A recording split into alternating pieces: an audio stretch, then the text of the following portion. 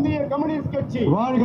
வெல்லட்டும் வெல்லட்டும் வெல்லட்டும் வெல்லட்டும். பிரச்சார பயணம் வெல்லட்டும். பிரச்சார பயணம் வெல்லட்டும். பகுதி வாழும் மக்களுக்காக பகுதி வாழும் மக்களுக்காக மகப்பேறு மருத்துவமனை கட்டக்கோரி பிரச்சார பயணம் கட்டக்கோரி பிரச்சார பயணம் வெல்லட்டும் வெல்லட்டும் வெல்லட்டும் வெல்லட்டும். பகுதி வாழும் மக்களுக்காக பகுதி வாழும் மக்களுக்காக பட்டா நீளம் வழங்க கோரி பட்டா நீளம் வழங்க கோரி பிரச்சார பயணம் வெல்லட்டும் பிரச்சார பயணம் வெல்லட்டும் வெல்லட்டும் வெல்லட்டும் வெல்லட்டும் வெல்லட்டும். தேசம் காக்க பிரச்சார பயணம் தேசம் காக்க பிரச்சார பயணம் ஒற்றுமை காக்க பிரச்சார பயணம் ஒற்றுமை காக்க பிரச்சார பயணம் கம்யூனிஸ்ட் கட்சி பிரச்சார பயணம் கம்யூனிஸ்ட் கட்சி பிரச்சார பயணம் வெல்லட்டும் சிவக்கட்டும் வெல்லட்டும் சிவக்கட்டும். இந்திய கம்யூனிஸ்ட் கட்சி வாழ்க. இந்திய கம்யூனிஸ்ட் கட்சி வாழ்க.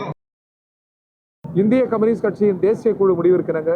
ஆகஸ்ட் 6 துவங்கி 15 வரை நாடு தழுவிய பிரச்சார நடைபெற இயக்கத்தை நாங்கள் துவக்கியிருக்கிறோம். மாற்றத்தை நோக்கி என்கிற மகத்தான முழக்கத்தை முன்மொழிந்தபடி இந்தியாவின் ஆயிரக்கணக்கான கிராமங்கள் நகரங்களில் இந்த பிரச்சார பயணம் மேற்கொள்ளப்பட்டிருக்கிறது. ஆகஸ்ட் 15 இது நிறைவு பெறுகிறது. செப்டம்பர் 1 டெல்லியில் பிரம்மாண்டமான பேரணி நடைபெற இருக்கிறது. விலைவாசியை கட்டுக்குள் கொண்டு வர வேண்டும், உழைக்கிற மக்களுக்கு கூலி சம்பளத்தை உயர்த்த வேண்டும், கல்வி மருத்துவமனை அரசு முழு பொறுப்பு ஏற்க வேண்டும், ஒடுக்கப்பட்ட மக்கள், தலித் மக்கள், அலைகுடி மக்கள், இந்த மக்களின் வாழ்வாதாரங்களை பாதுகாக்க வேண்டும், சிறுபான்மை மக்கள், பெண்கள் மீதான தாக்குதலை தடுத்து நிறுத்த வேண்டும், ஒன்றிய அரசு அதிகாரத்தை குவித்துக் கொண்டு மாநிலங்களினுடைய வளர்ச்சியை சிதைக்கிறது, முடக்குகிறது. எனவே அதிகார பரவலை வலியுறுத்தும் பிரம்மாண்டமான இயக்கமாக இந்த இயக்கம் நடைபெறுகிறது. மொழி வழி மாநிலங்களின் கூட்டு செய்வதுதான் இந்தியா. ஆனால் ஒன்றிய அரசு அதிகாரங்களை குவித்து மாநிலங்களை எளிதில் கடந்து செல்கிறது, அதன் உரிமைகளை மறுக்கிறது. எனவே மாநில உரிமைகளை வலியுறுத்தியும் மேகதாது அணை கட்டப்படக்கூடாது, உச்சநீதிமன்ற தீர்ப்பின் அடிப்படையில் தமிழ்நாட்டிற்குரிய தண்ணீர் வழங்கப்பட வேண்டும், இது போன்ற மிக முக்கிய வாழ்வியல் கோரிக்கைகளை முன்மொழிந்தபடி இந்த பிரச்சார நடைபெறும் துவங்குகிறது. தமிழ்குரு நல்லுலகம் இதற்கு பேராதரவு தர வேண்டும் என்று கரங்கூப்பி கேட்டுக்கொள்கிறோம். 15ஆம் தேதி காலை தமிழ்நாடு முதலமைச்சர் அங்கே மூவர்ண கொடியை உயர்த்தி வைத்து தமிழ்நாட்டு மக்களுக்கு உரையாற்றுவதற்கான ஏற்பாடுகளை அரசு நிர்வாகம் மேற்கொண்டிருக்கிறது. தமிழ்நாட்டிலே இப்படி நடக்கிற நிகழ்வை போல டெல்லியிலே, செங்கோட்டையிலே நம்முடைய நாட்டின் பிரதமர் திரு மோடி அவர்கள் ராணுவ அணிவகுப்பை ஏற்று மூவர்ண கொடியை உயர்த்தி வைத்த நாட்டின் சுதந்திரத்தினுடைய விழுமியங்களை பற்றி எடுத்துச் சொல்ல இருக்கிறார்.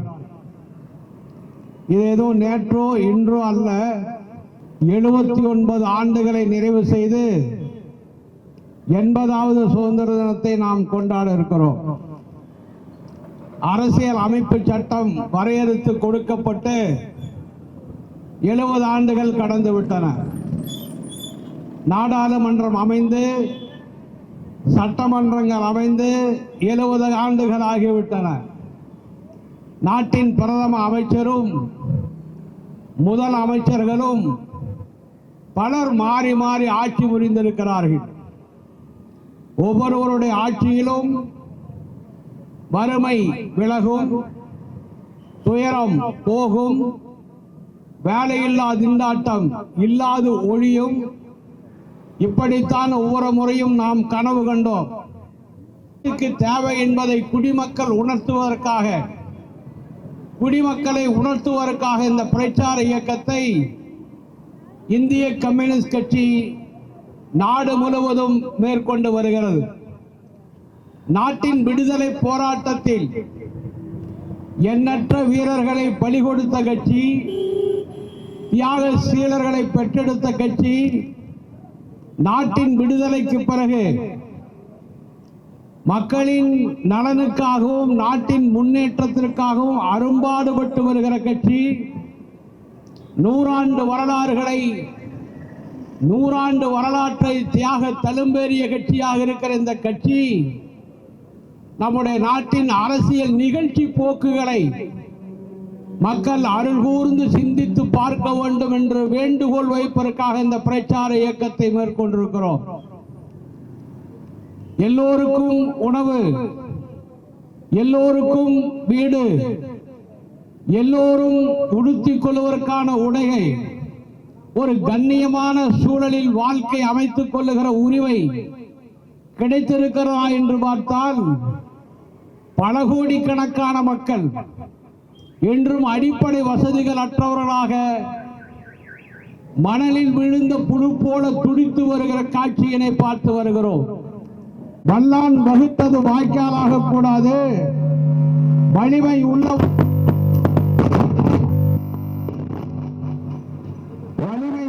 வைத்தது சட்டமாக கூடாது. அடித்தட்டு மக்கள், ஏழை மக்கள், உழைக்கும் மக்கள் அவர்களுடைய உரிமை குரலே ஜனநாயக குரலாக நாடெங்கும் ஒழிக்க வேண்டும் என்ற அடிப்படையிலே தான் இந்த பரப்புரை இயக்கத்தை மேற்கொண்டிருக்கிறோம். சென்னை பெருநகரத்தில் தென் சென்னையில், மத்திய சென்னையில், வட சென்னையில் என்று தினந்தோறும் நூற்றுக்கணக்கான கம்யூனிஸ்ட் கட்சி தோழர்கள் காலையிலும் மாலையிலும் வீடு வீடாக சந்தித்து துண்டறிக்கைகளை விநியோகித்து ஒரு ஜனநாயக மாற்றத்திற்கு உதவுங்கள். உண்மையில் ஜனநாயக இயக்கம் தமிழ்நாட்டிலே கூட ஒரு புதிய ஆட்சியை கண்டிருக்கிறோம். இந்த ஆட்சி எப்போது அவருடைய வாக்குறுதிகளை நிறைவேற்றுவார்கள் என்று ஆவலோடு எதிர்பார்த்துக் கொண்டிருக்கிறோம். 12 ஆண்டுகளுக்கு முன்பு நாட்டுக்கு ஒரு புதிய பிரதமர் அறிமுகப்படுத்தப்பட்டார்.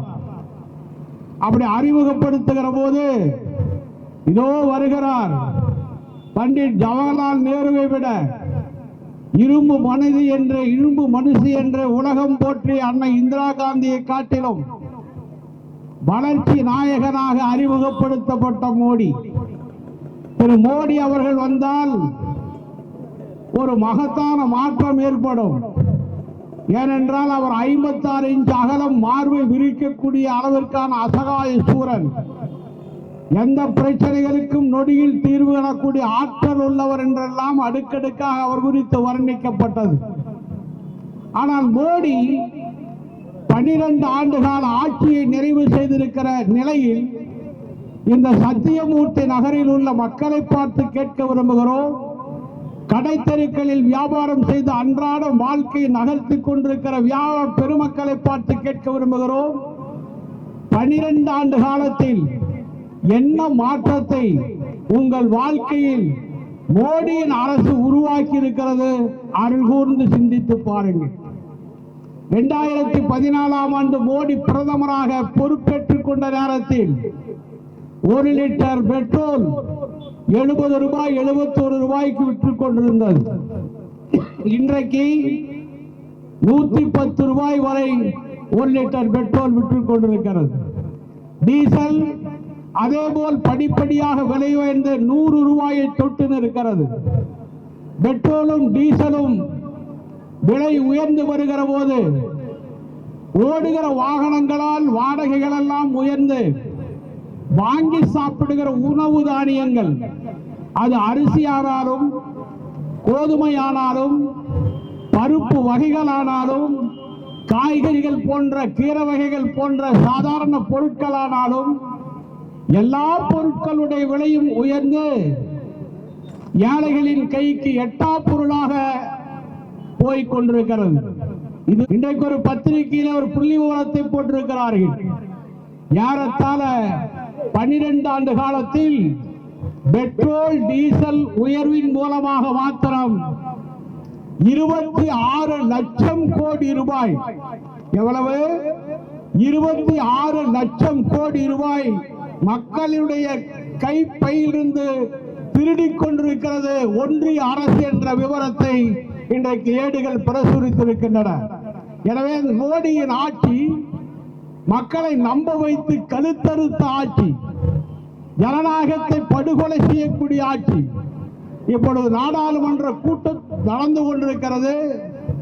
மழைக்கால கூட்டத்தொடர் என்று சில அமர்வுகளாக நடத்தப்பட வேண்டிய கூட்டம் இது.